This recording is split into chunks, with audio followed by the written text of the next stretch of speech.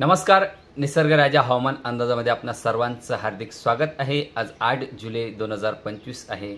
बघा शेतकरी मित्रांनो, आपण पुढील 15 दिवसाचा हवामान अंदाज बघणार आहोत. त्यापूर्वी एक ऑडिओ क्लिप वैजापूर तालुक्यातील ग्रुपवरती चालू आहे की वैजापूर तालुक्यात पाणी होणार आहे. बघा शेतकरी मित्रांनो, तशा कंडिशनचा पाऊस सध्या तर दिसत नाही, कारण की स्थानिक वातावरणही त्या पद्धतीचं नाही. जेव्हा मोठा पाऊस यायचा असतो तेव्हा त्याच्या पूर्वकल्पना शेतकऱ्यांना लागता. टेम्परेचर, गरमटपणा आणि मोठमोठ्या ढगांची निर्मिती होते, तेव्हा मोठा पाऊस होत असतो. सध्याच्या कंडिशनला मोठ्या पावसाची अपेक्षा नाही. हलका मध्यम स्वरूपाचा सध्याच्या कंडिशनला पाऊस आहे. पिकांना जीवदान देणारा हा पाऊस आहे. त्यामुळे बघा, आता आपण पुढील 15 दिवसाचा अंदाज बघणार आहोत. आज 8 जुलै 2025 आहे. आज पूर्व विदर्भ आणि पश्चिम विदर्भाला मात्र मध्यम ते जोरदार स्वरूपाचा पाऊस पडणार आहे. आपण मागील व्हिडिओमध्ये सांगितलं होतं की 4 तारखेपासून 10 तारखेपर्यंत विदर्भाला जोरदार पाऊस पडेल, तर तिकडे आधीही जोरदार झालेला आहे. आजही जोरदार स्वरूपाचा पाऊस तिकडे असणार आहे. आणि कोकण किनारपट्टी, सह्याद्री पर्वतरांगांचा जो पश्चिमी भाग आहे, या भागांनाही मध्यम ते जोरदार स्वरूपाचा पाऊस पडणार आहे. छत्रपती संभाजीनगरच्या घाटमाथ्यांवर हलका ते मध्यम स्वरूपाचा पाऊस पडणार आहे. तर वैजापूर तालुका हलक्या स्वरूपाचा, गंगापूर तालुका काही ठिकाणी हलका मध्यम, पैठण तालुका हलका मध्यम आणि इकडे बीडचा पूर्व भाग मध्यम स्वरूपाचा, काही ठिकाणी हलक्या स्वरूपाचा. नांदेडलाही मध्यम स्वरूपाचा, काही ठिकाणी हलक्या स्वरूपाचा. जळगाव काही ठिकाणी मध्यम स्वरूपाचा, काही ठिकाणी हलक्या स्वरूपाचा. अहिल्यानगर हलक्या स्वरूपाचा पाऊस पडणार आहे आज. तर उद्याकडे 9 तारीख आहे, 9 जुलै. तर पूर्व विदर्भ आणि पश्चिम विदर्भाला मध्यम, काही ठिकाणी जोरदार सकाळच्या सत्रातच. आणि कोकण किनारपट्टी, सह्याद्री पर्वतरांगा यांना 9 तारखेला मध्यम ते जोरदार स्वरूपाचा. छत्रपती संभाजीनगरला गंथडी भागांकडे मध्यम, हलका मध्यम स्वरूपाचा पाऊस पडणार आहे. वैजापूर, गंगापूर, पैठण. तर घाटमाथ्यांवर हलक्या स्वरूपाचा, काही ठिकाणी मध्यम स्वरूपाचा पाऊस पडणार आहे. खुलताबाद आणि छत्रपती संभाजीनगर, फुलंब्री, सिल्लोड, सोयगाव हलका ते मध्यम स्वरूपाचा पाऊस 9 तारखेला असणार आहे. तर अहिल्यानगर, बीड हलक्या स्वरूपाचा पाऊस पडणार आहे. जळगाव ही हलक्या स्वरूपाचा पाऊस 9 तारखेला असणार आहे. 10 आणि 11 तारखेला महाराष्ट्रात पावसाची कमतरता असेल. महाराष्ट्रात पावसाचा जोर हा कमी होईल. कोकण किनारपट्टी, सह्याद्री पर्वतरांगांनाच मध्यम स्वरूपाचा, काही ठिकाणी जोरदार स्वरूपाचा पाऊस 10 आणि 11 तारखेला असेल. 12 आणि 13 तारखेला मात्र घाटमाथ्यांवर हलक्या ते मध्यम स्वरूपाचा पाऊस महाराष्ट्रात असेल आणि सह्याद्री पर्वतरांगा आणि कोकण किनारपट्टीला मध्यम स्वरूपाचा, काही ठिकाणी जोरदारही असेल 12 आणि 13 तारखेला. उर्वरित महाराष्ट्रात हलक्या स्वरूपाच्या सरीवर सरी असणार आहे. पावसाची कमतरताही असली तरी 1-2 सरी हा दररोज येण्याची शक्यता राहणार आहे. 14 तारखेला मात्र कोकण किनारपट्टी आणि सह्याद्री पर्वतरांगांना मध्यम ते जोरदार, छत्रपती संभाजीनगरला मध्यम स्वरूपाचा पाऊस असणार आहे. जालना जिल्हा, छत्रपती संभाजीनगरला 14 तारखेला हलका आणि मध्यम स्वरूपाचा पिकांना जीवदान देणारा पाऊस असणार आहे.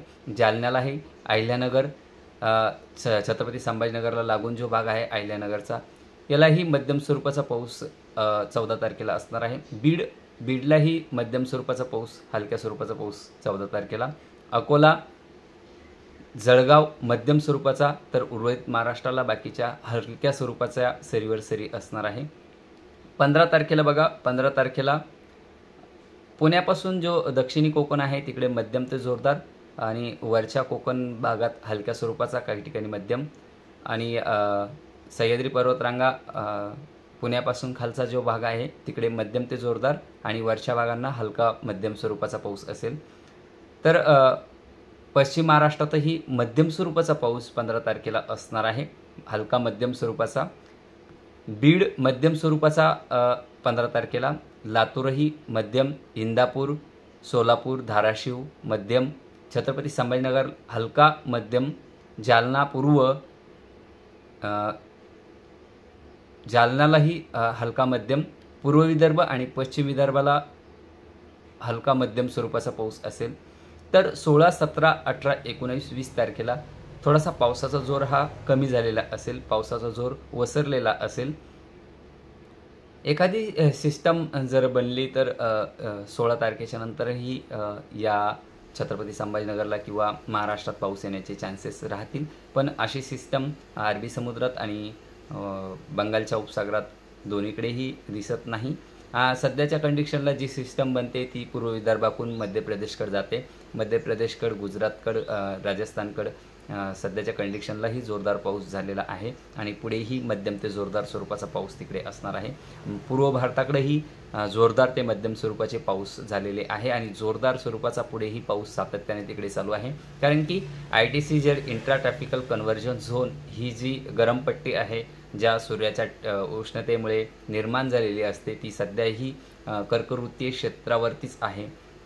जे आपण सांगितले होते 8 राज्य, या 8 राज्यांनाच या गरम पट्टी किंवा ITCZ intra tropical convergence zone ही जी गरम पट्टी आहे, सूर्याच्या उष्णतेमुळे तयार झालेला कमी दाबाचा पट्टा जो आहे तो सध्याही राजस्थान, गुजरात, मध्य प्रदेश, झारखंड, त्रिपुरा या पूर्व भागांकडे समजा भारताच्या पूर्व भागांकडे जो भाग आहे त्या भागांकडेही ही कमी दाबाचं क्षेत्र निर्माण झालेलं आहे. त्यात पूर्व विदर्भ आणि पश्चिम विदर्भालाही कमी दाबाचा पट्टा सध्याही डेव्हलप आहे, त्यामुळे तिकडेही जोरदार स्वरूपाचा पाऊस सध्याही आहे आणि पुढे मात्र पावसाची थोडीशी कमतरता असणार आहे. त्यामुळे शेतकरी मित्रांनो, शेतामध्ये खतांचे डोसेस जर देत असाल तर तुम्ही त्या डोसेसचं प्रमाण कमी ठेवा, कारण की पुढे पावसाचा जोर हा कमी असणार आहे. तर जुलैच्या शेवटच्या हप्त्यात पावसाचा जोर वाढेल, तेव्हा मात्र जोरदार स्वरूपाचा पाऊस हा महाराष्ट्रात येण्याची शक्यता आहे. पण जुलैच्या शेवटच्या हप्त्यातच महाराष्ट्रात म्हटल्यापेक्षा पूर्व विदर्भ आणि पश्चिम विदर्भाला जोरदार पाऊस झालेला आहे, तिकडच्या भागांना पुन्हा जोरदार राहील. तर पश्चिम महाराष्ट्राला आणि मराठवाड्यातही बऱ्याच ठिकाणी पावसाची कमतरता आहे. जूनच्या शेवटच्या हप्त्यात आणि जुलैच्या शेवटच्या हप्त्यात आणि ऑगस्टमध्ये ही पावसाची कमतरता भरून निघणार आहे. जसं जसं इंट्रा ट्रॉपिकल कन्व्हर्जन झोन जी महाराष्ट्रावरती येतील तेव्हा कमी दाबाचं क्षेत्र हे महाराष्ट्रात डेव्हलप होईल आणि जोरदार स्वरूपाचा पाऊस पुढील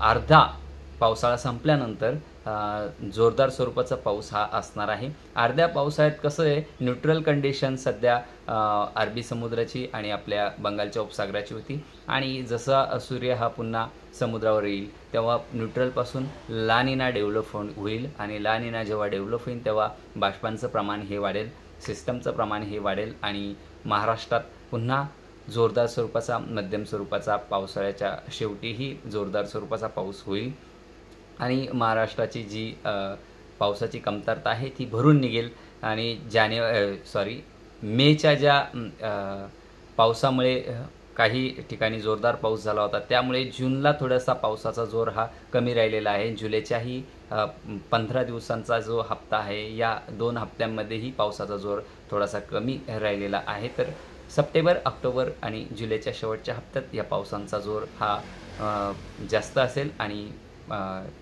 सरासरी ही या 2 महिन्यामध्ये भरून निघेल आणि जोरदार स्वरूपाचा पाऊस जवळपास महाराष्ट्रात होण्याची शक्यता राहील. धन्यवाद.